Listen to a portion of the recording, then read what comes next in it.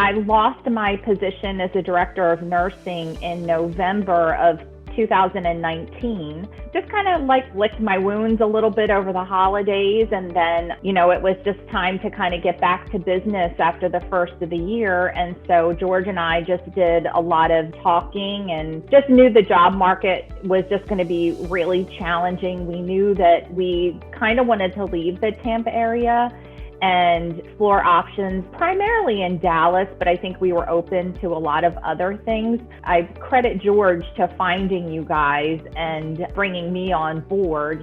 He's employed, I'm not employed. It was just time for us to kind of get to business and find good strategies to find a good job. I think my primary goal was to get out of the industry that I was in, which was clinical nurse leadership, and get more into a corporate setting. So I just really felt like I was going to need some help to be able to make that jump. Like I said, I credit George with all the background. So. A lot of people don't know this, but you worked at the same organization for 20 years and you were promoted lots of times. So probably when it was that point, because this is our second question, at what point did you say, hey, I probably need help with this? And probably because you were like, well, I've never done this before. The last time you probably had to get a job was, a long time ago. Well, I guess for me in the beginning, I was pretty devastated over the whole thing. 25 years with the same organization with a track record of just upward mobility for those 25 years. I just spent a little time kind of like righting my ship a little bit because I was pretty devastated about the whole thing. And once I did, I just didn't know what to do.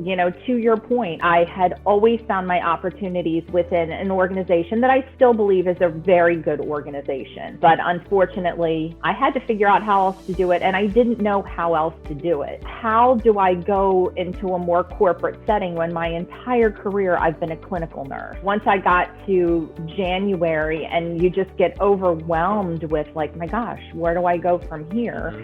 And the more George and I talked about it, and he's used some recruiters in the past, but, he really felt that there was a lot of benefit in finding a career coach, someone to help us really guide us along the way. I was on board. When we got your everything updated and when we figured out who we were going to get a hold of, I remember you were like really scared to like, man, I don't want to get a hold of these people. And then once we started, I remember you were like, hey, people do want to talk to me. Tell people maybe a little bit about the current position. This position for me actually has turned into a remote position. If I want to move up in the company, then I will have to find myself in a location where they have an office. But right now, I'm about to find myself not only in a completely new industry, but also managing people remotely, which is going to be a complete 360 for me, learning how to do that. This is going to be different on all fronts for me.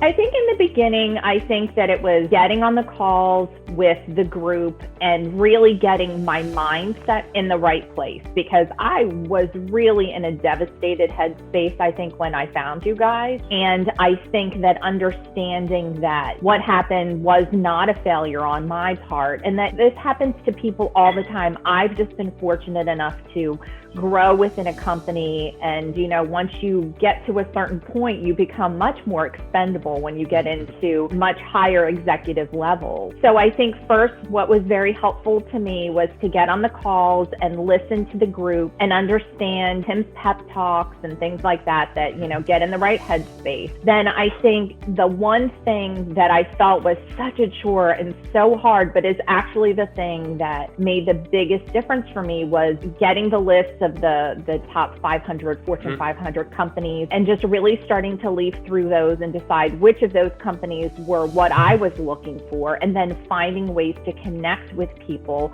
within those organizations. And I've watched many people in this, era of COVID lose their jobs time after time. It's not what you know, it's who you know. Making those cold calls like I did and making those connections with people. I really got this job just because those strategies that you guys taught us about connecting with people through LinkedIn, just having conversations. And like Tim said, I was like, oh my gosh, I don't want to talk to these people on the phone. I mean, anytime I have ever wanted to ascend my career, I went to the people that I knew. And here I was going to ask people that I didn't know for some help. But yes, people, if you reach out to them, when you ask people for help, like, hey, we have similar career paths, looking to do the same thing, if you have some time, I'd love to talk to you about how you did. And it worked for me time and time again. The other thing too that I would say was really great for me was connecting with John Sims, because I think a lot of times we nurses are a little bit the minority, when you are looking for positions like this. And so for me, it was really great to have a conversation with John Sims, who was, an executive level nurse who found his next position, found himself in much the same situation I was in. And so being able to relate to somebody who was in my field, and he gave me some great contacts who were very helpful, as I explored job opportunities and things like that. So I think I really do believe that bringing those of us who have, we'll say, graduated from the program, in to help those that are in there, I think it's a great idea.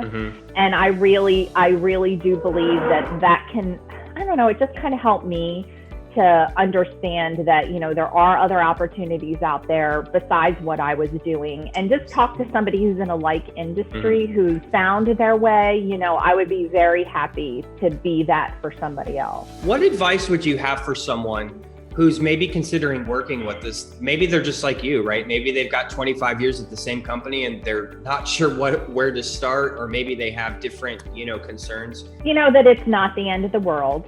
That it can be a soul crusher and an ego buster and stuff like that, but it's not the end of the world. And it happens to people all the time. And as you go through the interview process, you're going to be asked about it. But at the end of the day, I have felt like, as I've gone through, and this isn't the only position that I've gone to, really extensive levels of interviewing. Once you kind of get past that question, it's over. You know what I mean? You have to face it. It's over. And they feel that you're a fit for their company based on your merit, and not necessarily based on the fact that you lost your job. And I think that was a real concern for me, even though I understood all the things that happened and why I lost my job, but I was afraid, who's gonna want me? Like, I lost my job, But really, people want you because of what you come to the table with and the merit that you bring with you. So the other thing you're talking about is really that interview prep, because that gets a lot of people because they don't know what to say. And if you don't know what to say on the phone, in person, on these interviews, they're absolutely not going to, move you forward in these next rounds. Yeah, prepping and definitely spending time and asking for the help. And you need a little help with scripting, you need a little help with getting ready for an interview, or you just plain have questions that you want to address before you get in that situation. I would encourage people to pick your brain, to call you, make the appointments with you, like even if all they need is just 5 minutes of something that's a little bit of an ego boost, or just, a little bit of a question. Don't shy away from asking for help when you need it. That's what you guys are there for.